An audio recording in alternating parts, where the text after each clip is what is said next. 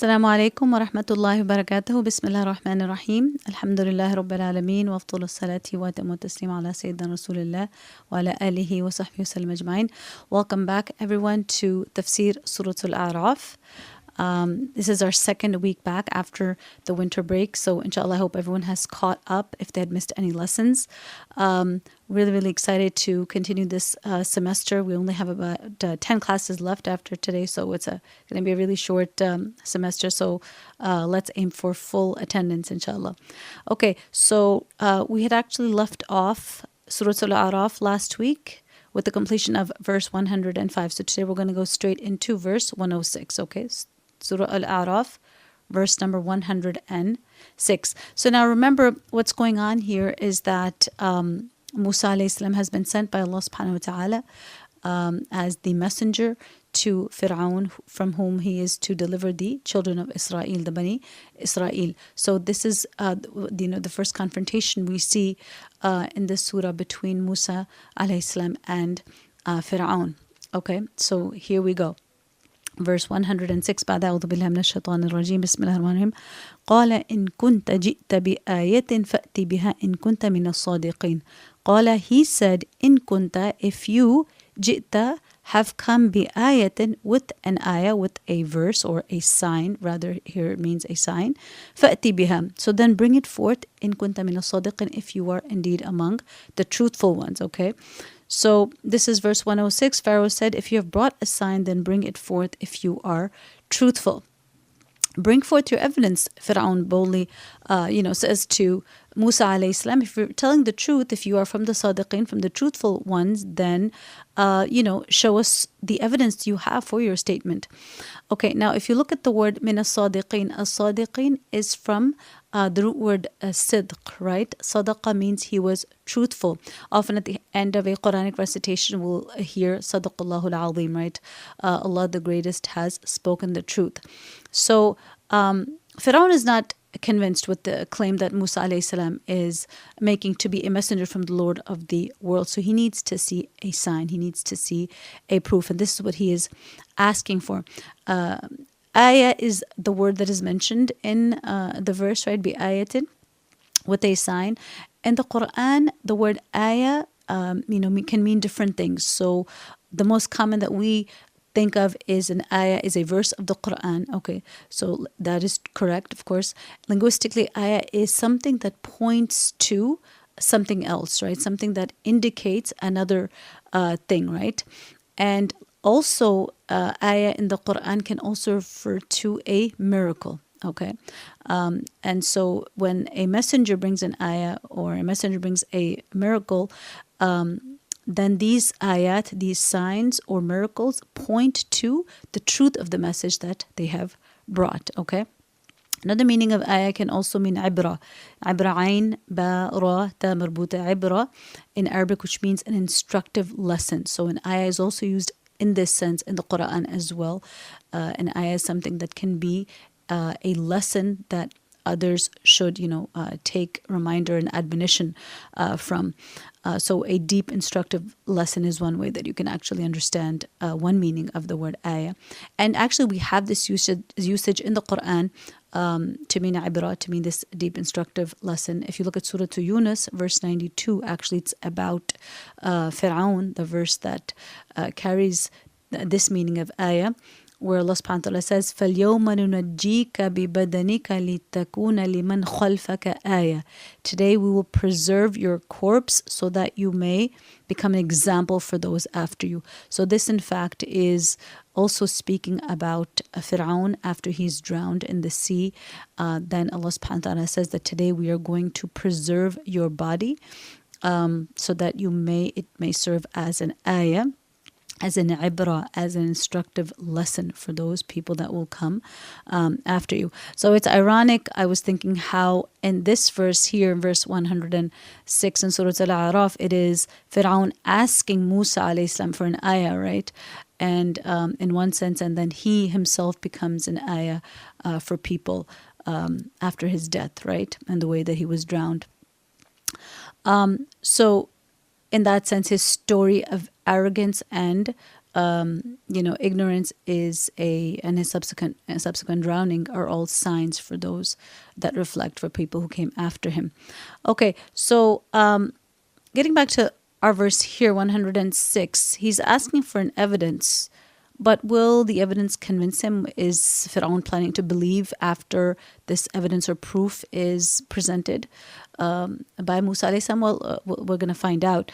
Sayyid Qutb rahimahullah ta'ala, he mentions in his tafsir, Fir'aun and the leaders of his government are fully aware of the import of the declaration that God is the Lord of the worlds. Okay, they fully understand what it means when someone says that I've come from the Lord of the worlds. I'm a messenger from the Lord of the worlds. Qutb continues, they were aware that the declaration implied the termination of Pharaoh's authority. His days were numbered, in other words, right? The overthrow of his government and the end to his tyranny. They felt, however, that they had a chance to denounce Musa as a liar. And this is why they demanded a sign from Musa alayhi salam. If you have come with a sign, produce it. If you are truthful, Fir'aun felt that if he could prove that Musa alayhi salam was a liar, then all his claims would be refuted, and then this danger that was now lurking over the kingdom of Fir'aun and his rule would be removed, right? So this is just a strategy that Fir'aun is using to, discredit Musa alayhi salam and the message that he has brought. Okay, let's look at verse 107, verse 107. فَأَلْقَى عَصَاهُ فَإِذَا هِيَ ثُعْبَانٌ مُبِينٌ. فَأَلْقَى, so he threw عَصَاهُ, his staff, right? Asa is staff, asahu, the ha is a dhamir or pronoun referring to his. Okay, so he, yani Musa alayhi salam, threw his staff, فَإِذَا, and so hiya, referring to the staff, which is feminine in Arabic, ثُعْبَانٌ مُبِينٌ, a clear serpent, right? So thereupon Musa alayhi salam threw his rod, and suddenly it was a clear serpent. And the books of tafsir mentioned that it actually had turned into one of like the biggest types of snakes that you could imagine. Like, the largest snakes we have are anacondas or pythons, right? So, I mean, we don't know exactly which one it was, but huge, extremely large, a terrifying snake. And the other sign is that he وَنَزَعَ يَدَهُ فَإِذَا هِيَ بَيْضَاءُ لِلنَّاظِرِينَ. So verse number, the next verse we want to look at together, verse 107, 108, we want to look at together, because these two verses are the two miracles, the first two miracles that Musa alayhi salam presents in the court of Fir'aun as the evidences for him being a messenger from Rabbul Alameen, from the Lord of the worlds.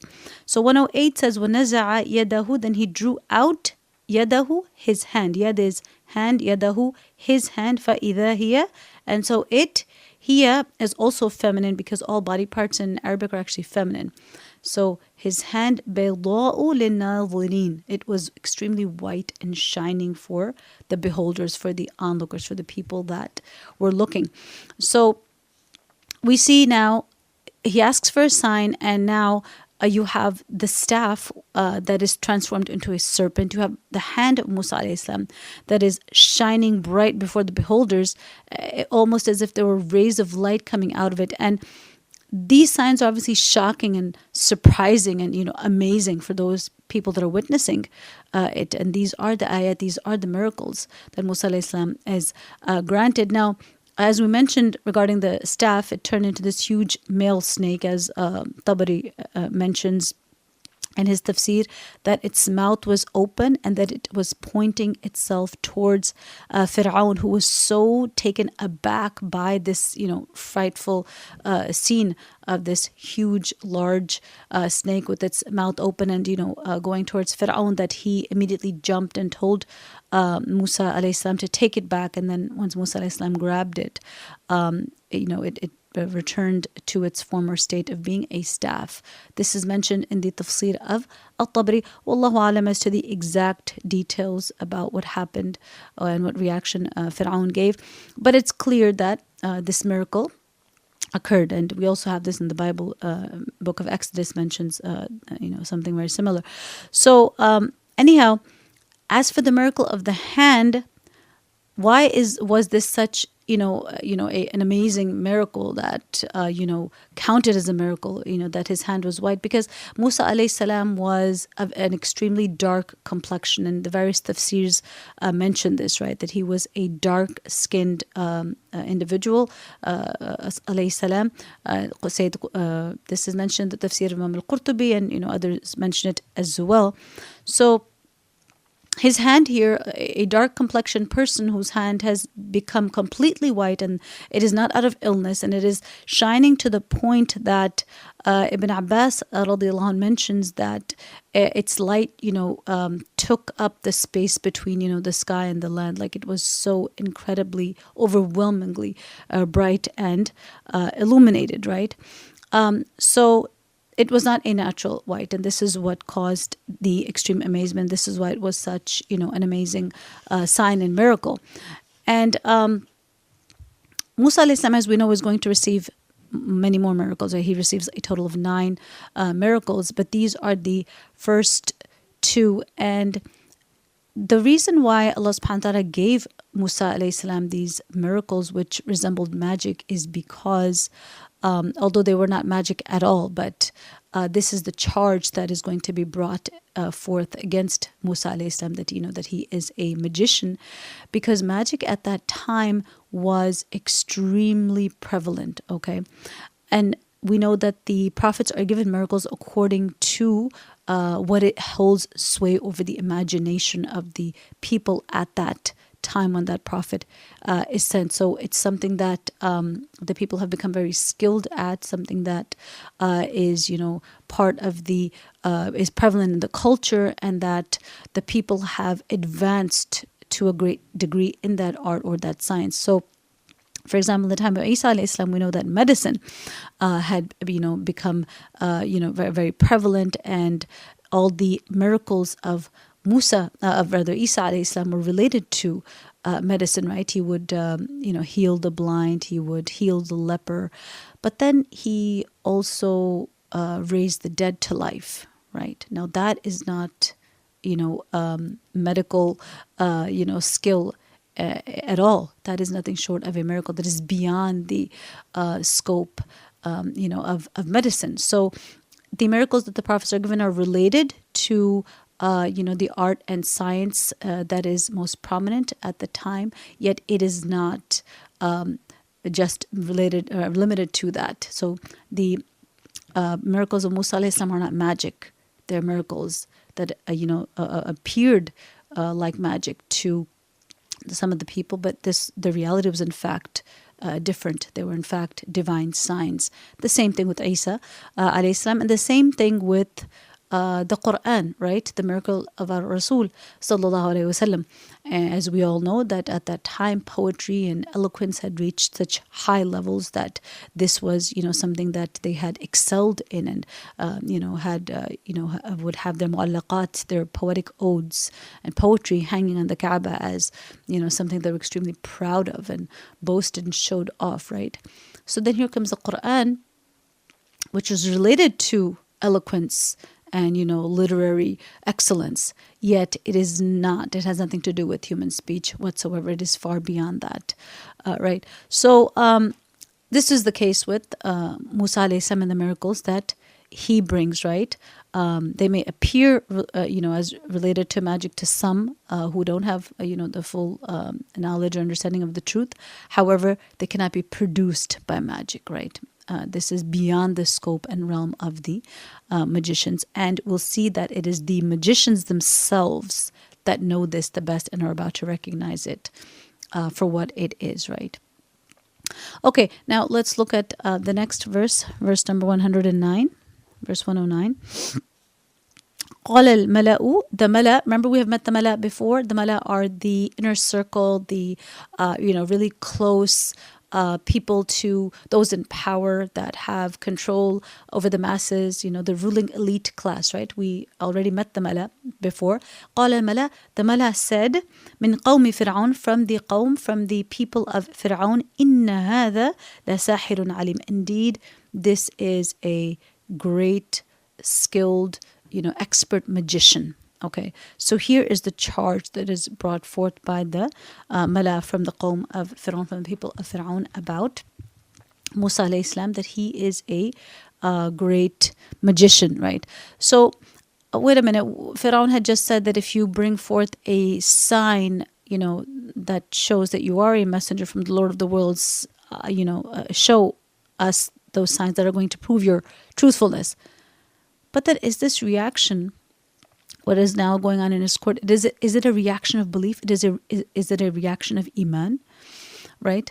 So you see that their own rules are being changed, right? And this is the reaction of people who are really not interested in iman. They're just stalling. They are just bluffing for the moment in order to gain time and come up with a strategy to maintain their power and to maintain their system. So this reaction is a reaction of rejection, right? So as someone wrote, by his own rules, Pharaoh had already lost the argument, right? Because his rules were, if you bring forth a sign showing your truthfulness, then that should have elicited submission, right? However, this is certainly not the case. Now, the way this rejection plays out is that they call Musa alayhi salam a magician, right? As we have mentioned previously in our classes, there's always a way to explain the truth away. When we do not want to believe, then there will always be a way for us to wiggle ourselves out of having to believe and having to submit if we're not interested in the truth in the first place, if we're not interested in a life of submission to Allah subhanahu wa ta'ala. There will be, unlimited number of justifications and excuses and explanations that we will furnish to satisfy our own conscience and wiggle out of that alternative of believing and submitting. So we have also, this mentioned in Surah Yunus, verse 97, وَلَوْ جَاءَتْهُمْ كُلَّ آيَةٍ حَتَّى يَرَوْا الْعَذَابَ الْأَلِيمِ. Those who are not going to believe, even if every sign were to come to them, until they see the painful punishment. So it doesn't matter what sign it is, what miracle it is, doesn't matter if it is a prophet alive in your midst that is speaking to you live with these divine miracles. It doesn't matter if it's our own Rasul sallallahu alaihi wasallam speaking. The people who were bent upon disbelief it didn't matter to them what sign was brought before them.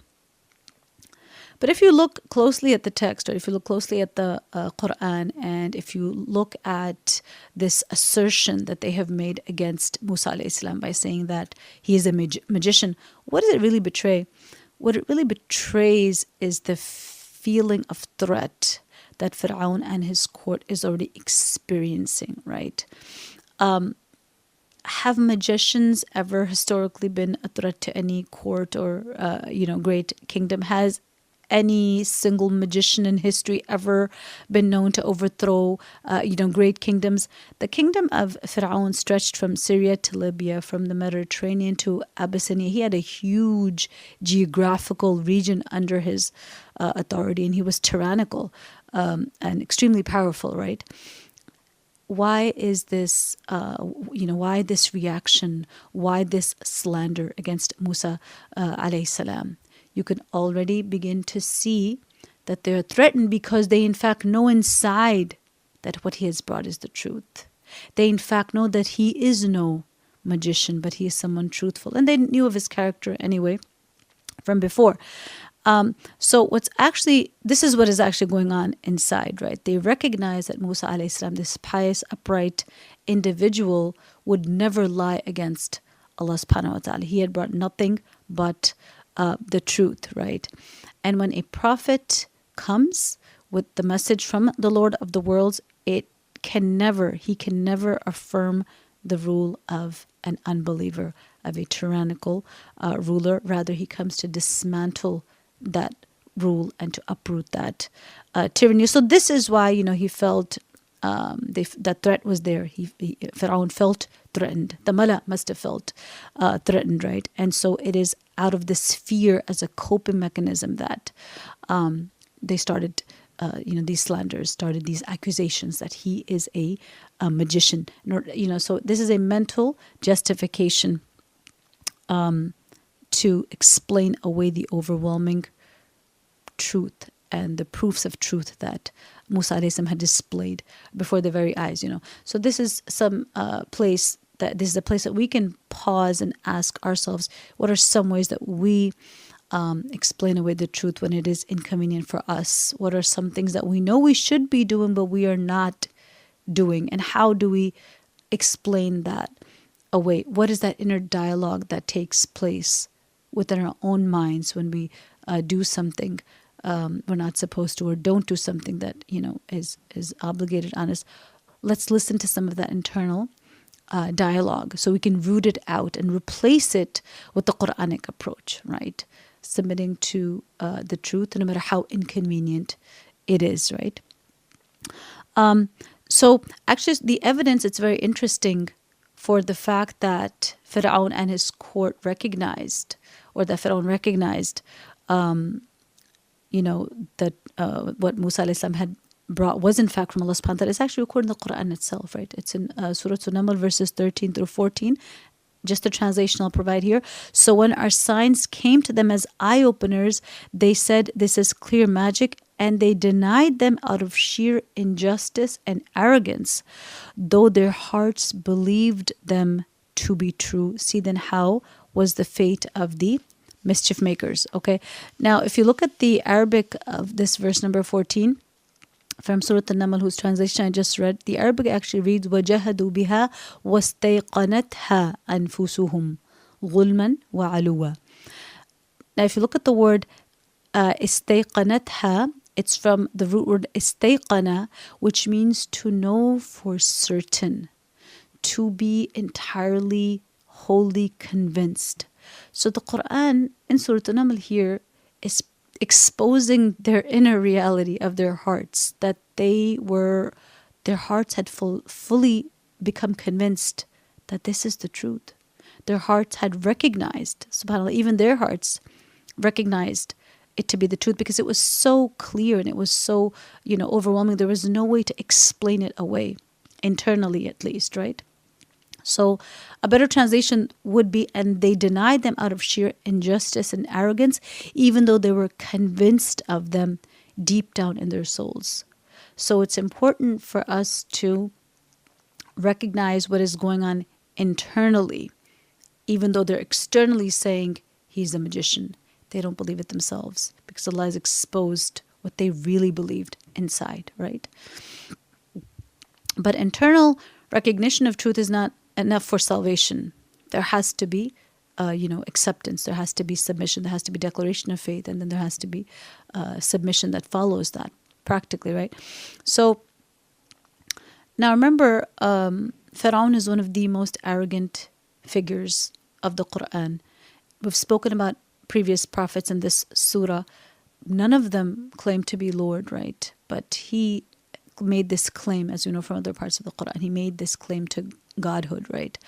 And in Surah Al-Shu'ara, we also see this. Fir'aun asks in Surah Al-Shu'ara, verse number 23, وَمَا رَبُّ الْعَالَمِينَ, right? And who is Rabbul Alameen? What is Rabbul Alameen?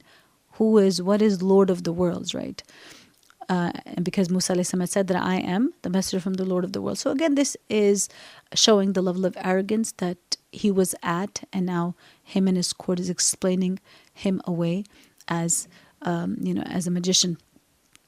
So the problem is that they knew that acknowledging Allah subhanahu wa ta'ala alone as God meant that Fir'aun could no longer obviously keep his claim to godhood, through which he had so much power over the people, right? And it would also mean accepting the prophethood of Musa alayhi salam, which means this was the end of the unjust rule of Fir'aun, right? His rule was not sanctioned anyway by Allah subhanahu wa ta'ala. Not based on his rules, obviously, but rather based on his own tyranny, not based on the rules of Allah subhanahu wa ta'ala. Now, remember Surah Al-A'raf, this is also being revealed to the Quraysh in the time of the Prophet Sallallahu Alaihi Wasallam, as it's being revealed and coming down to the Arabs. The Prophet Sallallahu Alaihi Wasallam brought that same call of La ilaha illallah, right? That there is no God but Allah. And there was a very simple Bedouin who heard this call, right? A very simple person, not a knowledgeable, learned individual. A simple Arab Bedouin heard that the Rasul sallallahu alaihi wasallam is calling to the oneness of Allah. And he said, this Bedouin said, this is something that kings dislike. Another Bedouin said, you will be opposed by Arabs and non-Arabs alike. Yani even the simplest of people, the simplest minds know the implication of La ilaha illallah. There is no God but Allah. Therefore, there should be no other rule except that of Allah subhanahu wa ta'ala. So if you rule in a way that is opposed to Him and His messengers, then your rule cannot be justified or legitimate. And anyway, so this is the threat that Musa and his court are experiencing. They are threatened because internally they know this is the truth, as Allah has told us in Surah An-Naml, right? And so now they are trying to discredit and take away from the power of Musa alayhi salam's miracles by simply dismissing him and what he has brought as magic. Okay? So this is basically what is going on.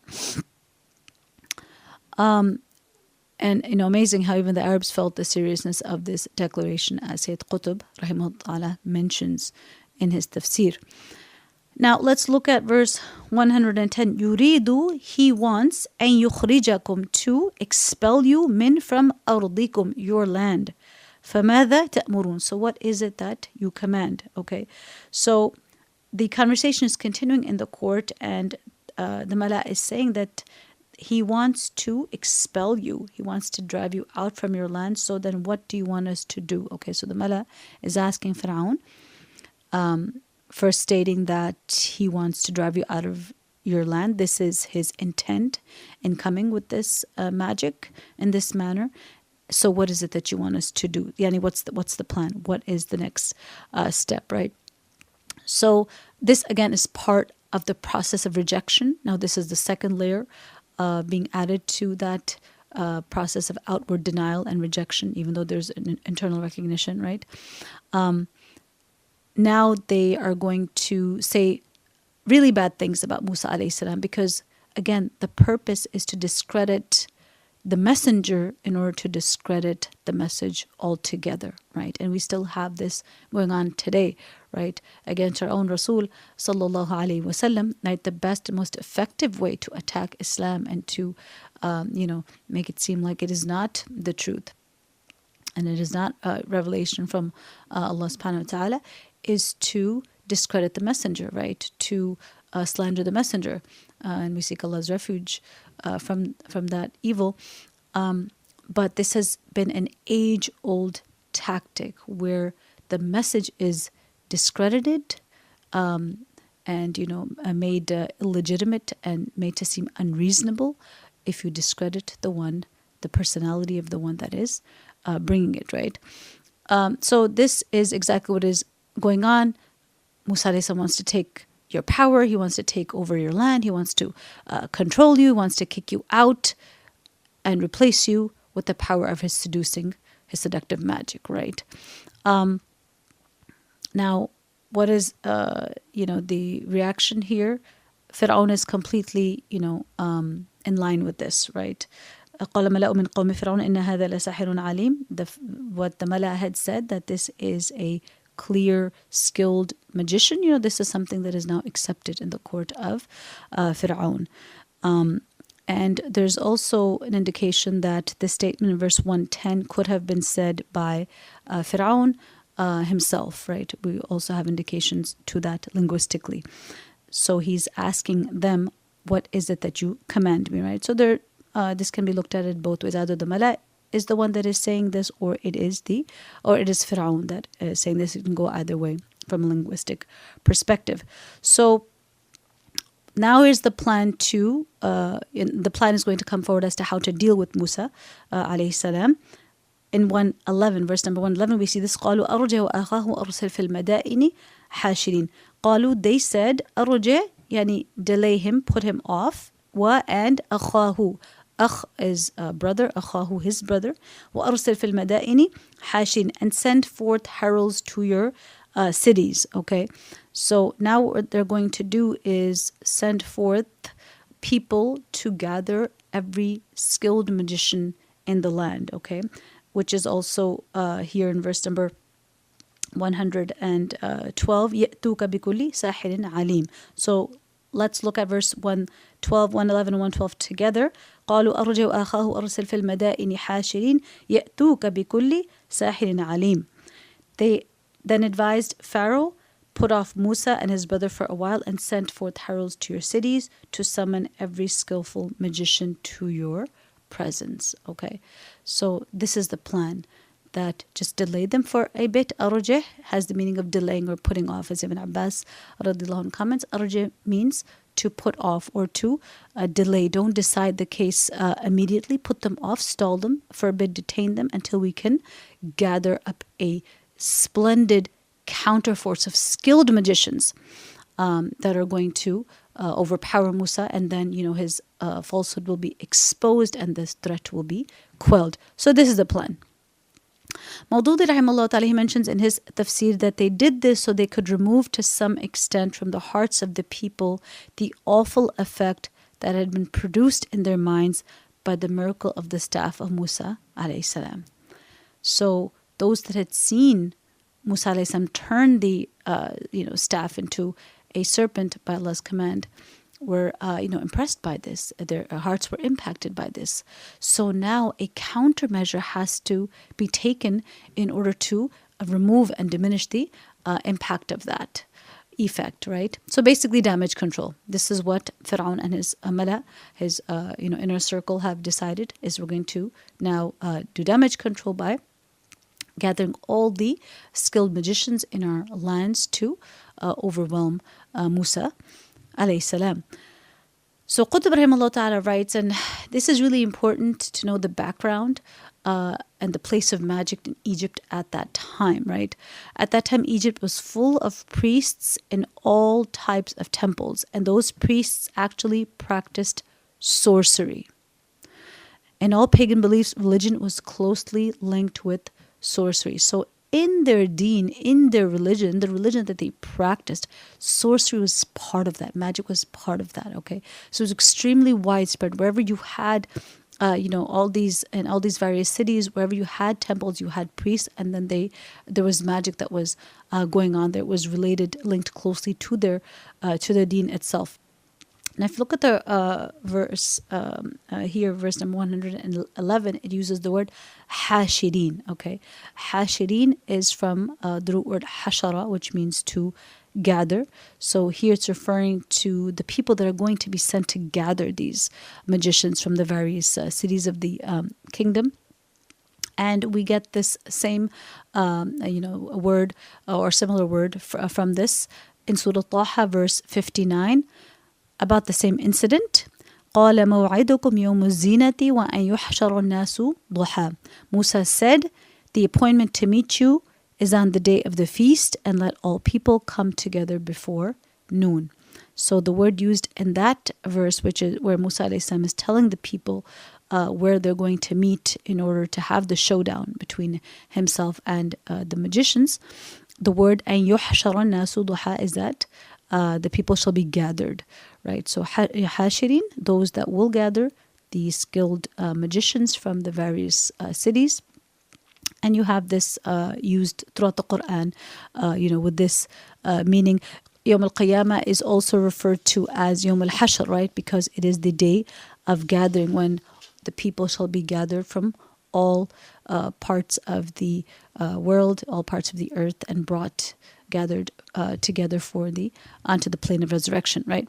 So Ibn Kathir also explains, the prevalence of magic at the time when he says at this time magic was the trade of the day, and it was widespread and popular. They had the idea that what Musa brought was a type of magic similar to the magic that the sorcerers of their time practiced. Because of this incorrect assumption, they brought all the magicians in order to defeat the miracles that he had showed them. Okay, so to summarize, we'll repeat or will present the translation of verses 58 to 59 from Surah Taha, because this is again the Quran explained. The Quran, Musa alayhi salam is mentioned 136 times in the Quran, right? So his story is dispersed in various surahs, right? Including this confrontation between him and Fir'aun here in Surah Al-Araf, then we'll see it in Surah Al-Shu'ara, then we'll see it in Surah Taha, and so on, right? So the verses from Surah Taha, verses 58 through 59, also talk about this incident. We shall confront you with a sorcery like your own, so appoint a day when both of us might meet face to face in an open space, an appointment which neither we nor you shall fail to keep. Musa said, the appointment to meet you is on the day of the feast, and let all the people come together before noon. Okay, so let's look at verses 113 and 114. Let's look at them together. وَجَاءَ سَحَرَةُ فِرْعَوْنَ قالوا إن لنا لأجرا إن كنا نحن الغالبين قال نعم وإنكم لمن المقربين. وجاء and came. جاء means came. السحرة. This is plural of sahir. السحرة, which are the magicians, right? Sahir is the singular for magician, and السحرة is the plural. So came the magicians of Fir'aun, and what did they say? قالوا إن لنا لأجرا. Indeed, for us is a reward. إن كنا, if we نحن الغالبين, if we were to be triumphant, right? So this may be linguistically, it may be a statement that they're making. Inna lana, indeed for us there shall be a reward. And some mention that it may be a question, that shall there be in fact a reward for us if we are victorious. قال نعم وإنكم لمن المقربين. قال, يعني Fir'aun said, نعم. Na'am is still the same word we say for yes in Arabic, right? It's the same word. Na'am, yes. وَإِنَّكُمْ, and indeed you all, yani you all magicians, لَمِنَ الْمُقَرَّبِينَ, shall be from the muqarrabin. This is from the word for qurb, right? Qurb is closeness. So you're going to be among those closest to me, right? I'm not only going to give you what you were asking for, what you were talking about, right? The financial reward or recompense, but you are going to have a place of nearness to me. So this is an additional, incentive that Fir'aun gives here to the magicians, right? So you see from the outset, these magicians that have come are greedy for the reward, right? And Fir'aun is eager to have them ward off this latest threat to his kingdom, right? So he assures them of the great reward that they're going to have, and that in addition to that, they're going to become, part of his inner circle, or those close, very close to him, right? And the reason he perhaps gives them this additional incentive of closeness to him is to, motivate them fully to exert their best magic, to exert their best foot forward in, competing against Musa alayhi salam. Because remember, Fir'aun and his court is threatened, right? So he wants to make sure that his sorcerers are fully motivated to put their best, foot forward in defeating Musa alayhi salam, right? But subhanAllah, what's ironic for Fir'aun is that this attitude itself shows that Fir'aun cannot be God, right? Because how could someone who is God need the help of magicians in, establishing his power? Magicians who have never, historically been a mighty force that, threatened anybody. How is it that a God needs the assistance, and is, giving incentives to these sorcerers that he is in need of to come and defend him against Musa alayhi salam? It also shows the vulnerability of the magicians, vulnerability of the whole trade of magic, right? Because they have no power in reality to transform anything into something else, right? The best that magicians can do is produce a convincing optical illusion, right? And we know that even nowadays, this is how magic is performed, bewitching the audience through these optical convincing illusions. But at the end of the day, that's all they are. They're simply illusions, right? So the reason we're mentioning this is because they had called Musa alayhi salam a magician, right? But if they really believed themselves that Musa was just a magician like they were claiming, then they should not have been afraid at all, right? Because magicians have never, been powerful enough to overthrow anybody. Why is, Fir'aun consulting his inner circle and coming up with a grand plan and sending heralds to all the cities to gather these, an incredible number of magicians that come and arranges this public gathering? Why? For one individual who they're simply reducing to a magician, right? Everybody knew that magicians, in fact, had no, real power to overthrow anyone's rule, to overthrow anyone's kingdom, because they themselves are so financially vulnerable and in need, and they are seeking the favor of the court of Pharaoh. They are seeking his assistance. So you see both of them, through these verses, the vulnerability and the weakness of both Fir'aun as well as the magicians is exposed. And the fact that they really did not believe Musa alayhi salam to be a magician is also exposed, right? Because magicians simply seek favor and financial recompense and reward from, the court that they come to serve in, and cannot overthrow it in the least through their, quote unquote powers.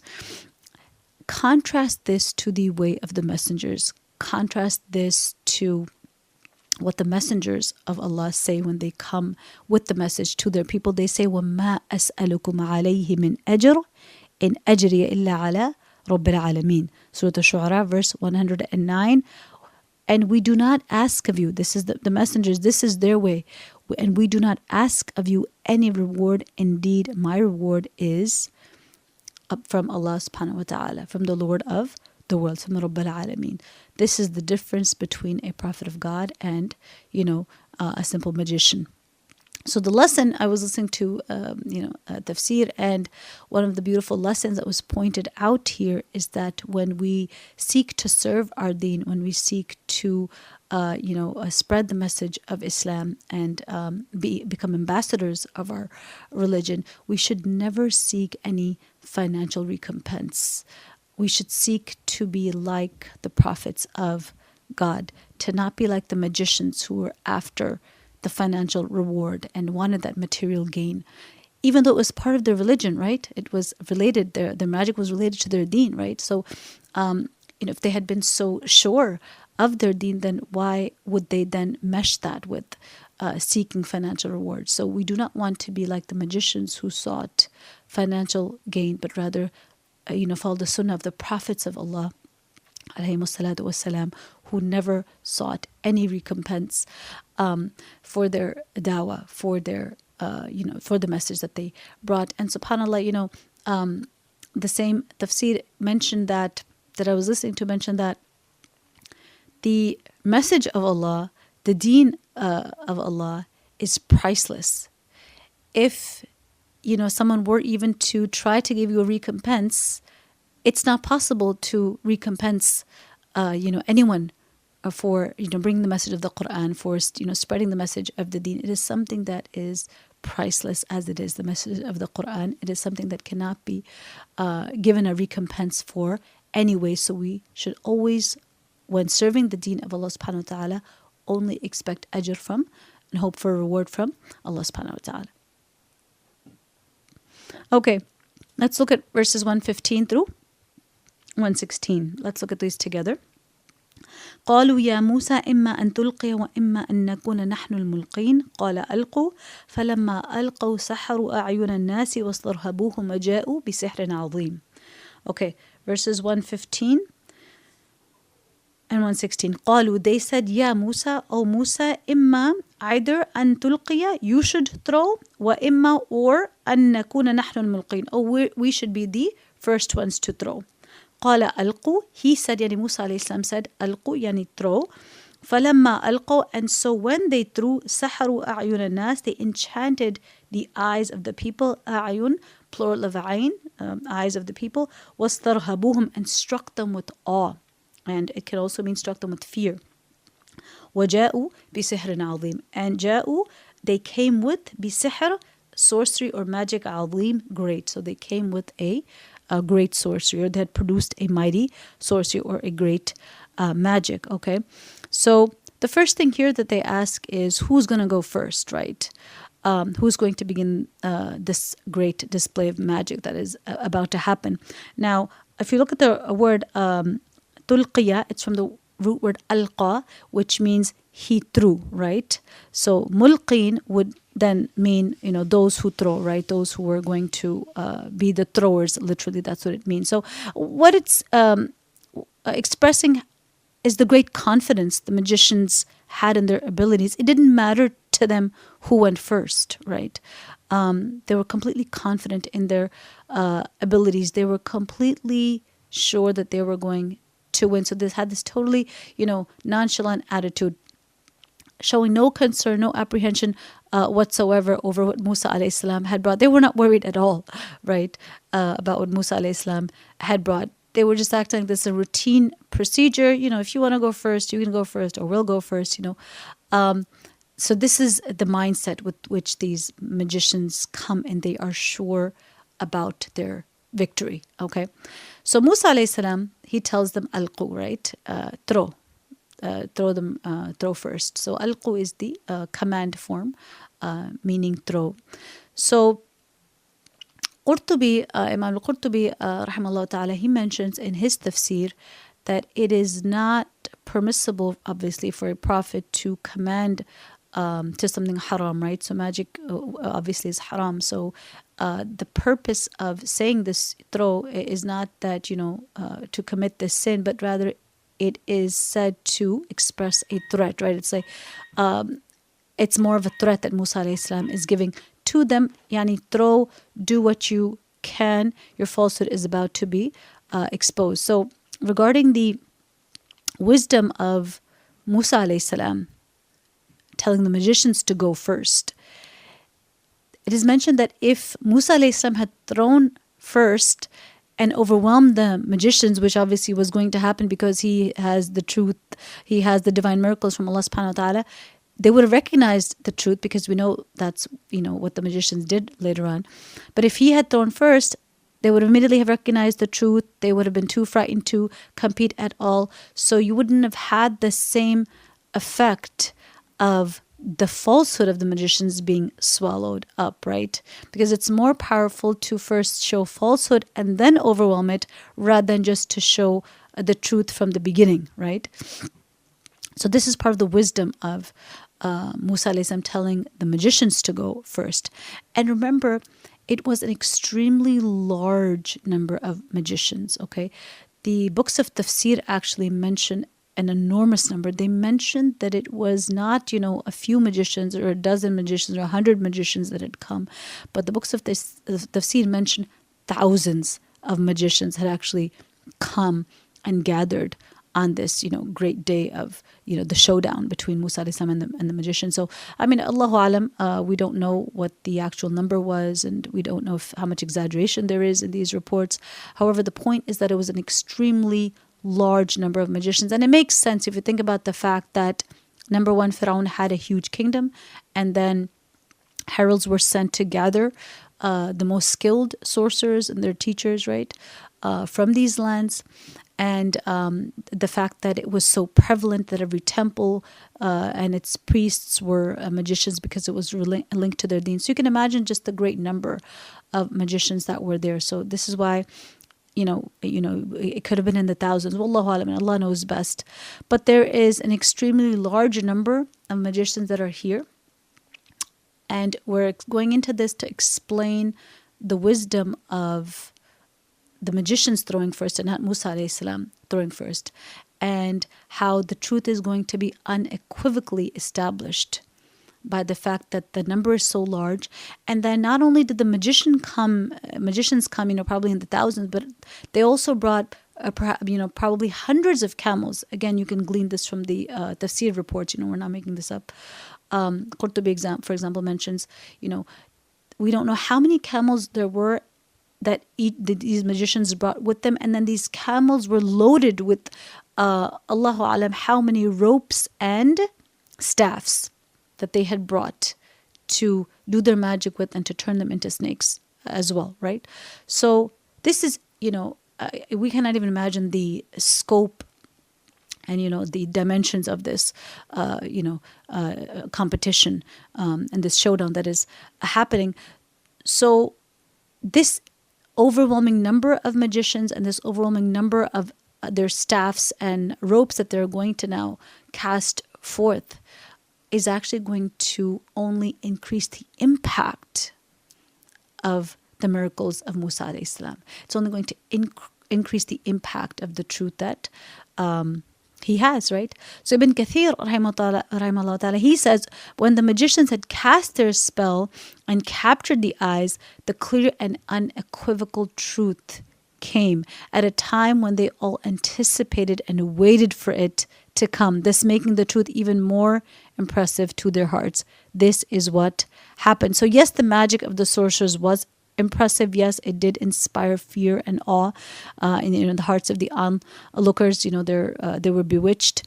However, the truth, it could not stand up to the truth, right?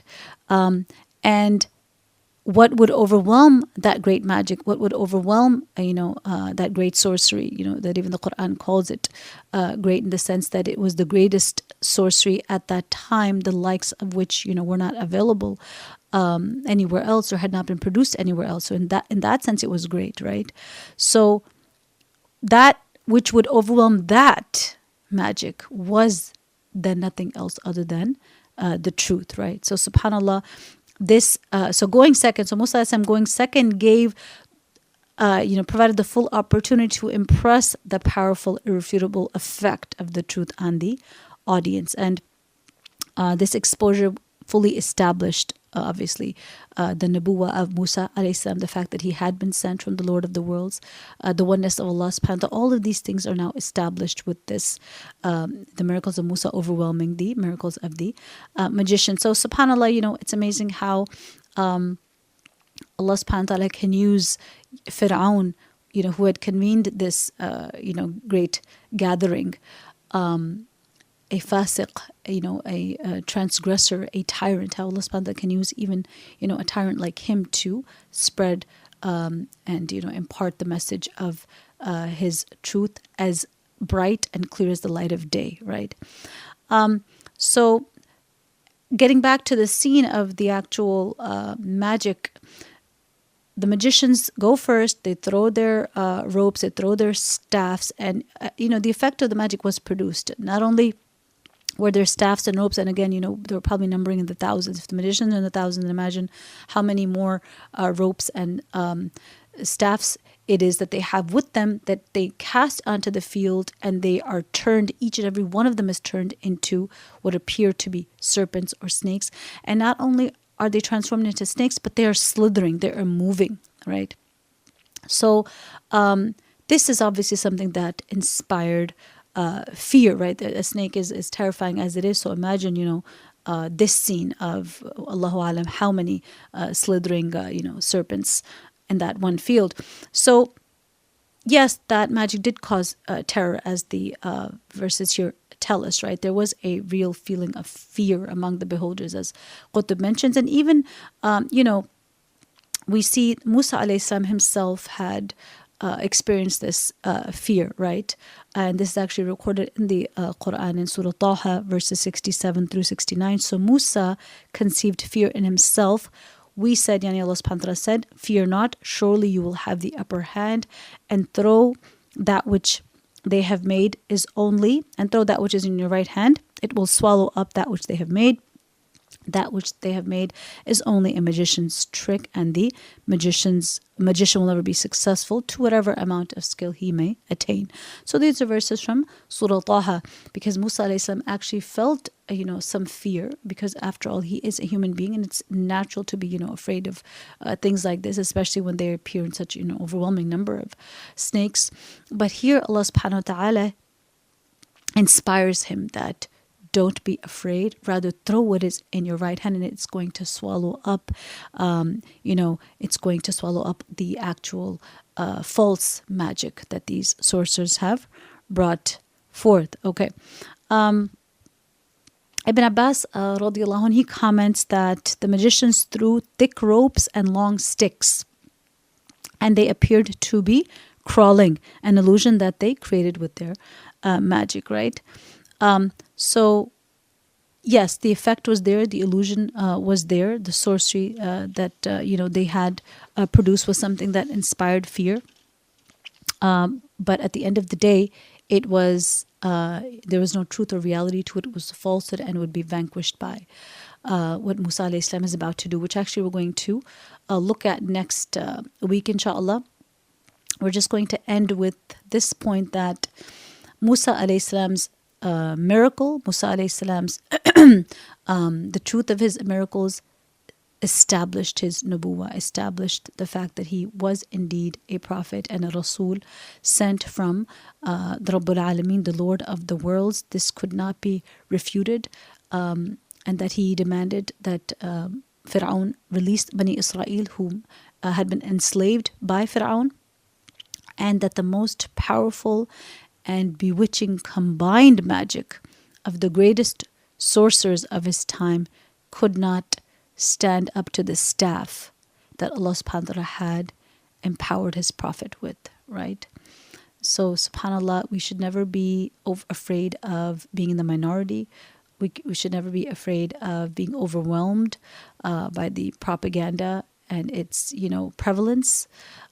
We as Muslims should always hold on to the truth, what Allah subhanahu wa ta'ala has revealed. That message is the source of our strength. That is where we get our power, because the truth is powerful. So as long as we hold on to that, then inshallah we can hope for the help and aid and assistance of Allah subhanahu wa ta'ala. And it is through that, inshallah, that falsehood by Allah's permission will vanish. And actually we're going to explain this point further next week. So inshallah, for today we will conclude with verse number 116, and inshallah until next time, please take care of yourselves. Please get involved in the WhatsApp group, and I hope to see all of you all caught up for next week's lesson, and before next week's lesson, inshallah. Subhanak wa bihamdika la ilaha illa ant nastaghfiruka wa natubu ilayk. Assalamu alaikum wa rahmatullahi wa barakatuhu.